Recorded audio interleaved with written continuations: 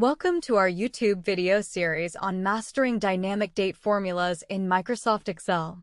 We will dive into the powerful world of date formulas that will revolutionize the way you generate rolling reports in Excel. In this tutorial, we will discuss the end-of-month function. The end-of-month function is used to return the last day of the month that is a specified number of months before or after a given date. It has two variables, the start date and months. The start date is the initial date from which the calculation will begin.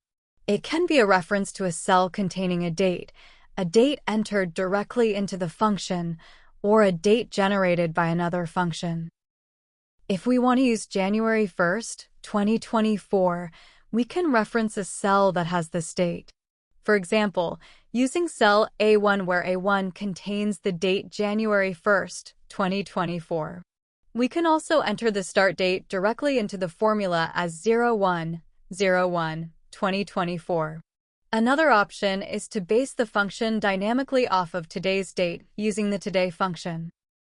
The month variable represents the number of months before or after the start date. It can be a positive or negative integer. A positive value moves the date forward by that many months, while a negative value moves it backward. For example, if we want to find the last day of the month 3 months after the start date, you would use 3 for the month variable. If you want to find the last day of the month 3 months before the start date, you would use -3 for the month variable. Let's open Excel and walk through an example. Begin by typing the equal sign, EOMONTH, open parentheses, quotation mark, 01/01/2024, quotation mark, comma, the number 3, closed parentheses.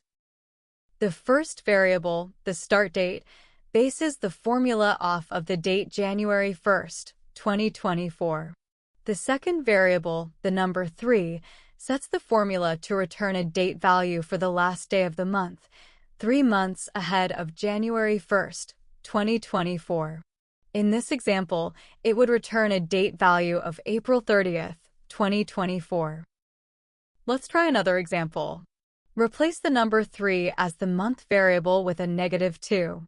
In this example, it would return a date value of November 30th, 2023. The end-of-month function can be used to calculate project deadlines, create end-of-month reports, or schedule recurring events. We hope this tutorial helps you master date formulas in Excel. Please subscribe to our YouTube channel, SmartLink Basics, for more tutorials and tips.